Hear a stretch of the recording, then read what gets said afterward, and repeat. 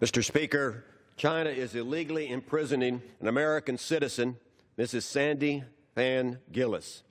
March 19th marked the 2-year anniversary since Sandy illegally was incarcerated by the Chinese government.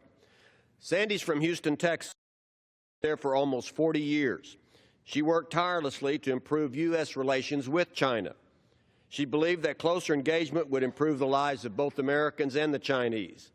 As a member of the Houston Mayor's International Trade and Development Council, Sandy traveled to China in March 2015 with Houston Mayor Pro Tem Ed Gonzalez. Their purpose was to help a trade mission to promote business between Houston, Texas, and China. It was on this trip when Sandy was unlawfully arrested by China's state security. The Chinese government falsely accused her of being a spy for the FBI.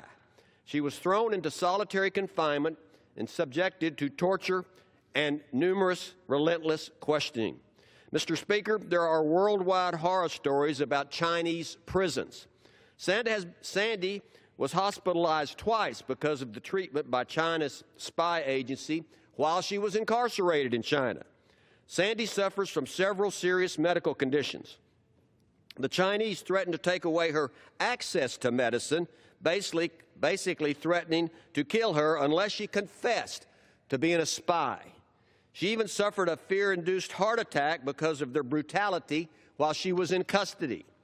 Sandy's false imprisonment is a travesty and a farce. And here's a photograph of Sandy before she was imprisoned in China.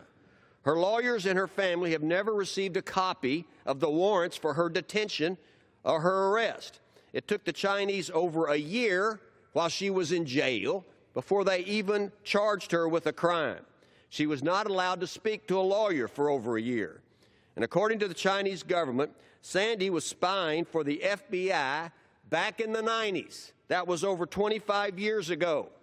But the Chinese government has not been able to provide a synthetic evidence to back up their outlandish, false claims. The FBI has stated that Sandy never, ever has worked for them. And her passport shows that she never traveled to China in the time frame the communist state security accuses her of going on spy missions in China. In fact, there is documentation proving Sandy was working in Houston, Texas at the time. Mr. Speaker, I'm a former judge, and I've looked at the evidence in this case, and there is no evidence, and she should be released. The Chinese allegations are a total illusion on the part of the communist government. Sandy has been denied the basic rights she is entitled to, even under Chinese law and international law. The United Nations has reviewed Sandy's case and determined that she had been arbitrarily arrested and that her rights have been violated.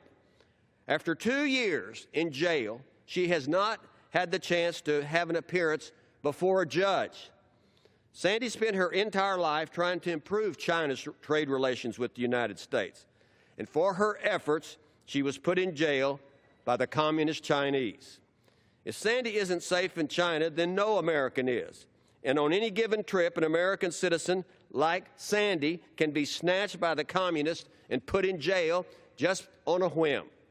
Supposedly, the State Department has raised Sandy's case with their Chinese counterparts for over 20 times.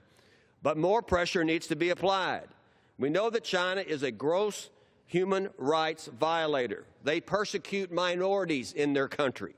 China cannot be allowed to illegally detain and torture an American citizen and face no consequences for their unlawful acts. Hopefully, Secretary Tillerson will make freeing Sandy a top priority for this administration. The last time Sandy's husband, Jeff, who I've talked to, was able to speak with her was way back in December of 2015. Sandy has already missed out on 2 years of her life with her loving husband and her daughter. So it's time to let Sandy go. She's not guilty of any crime. The only crime being committed is by the Chinese government for their false imprisonment of an American citizen. And that's just the way it is.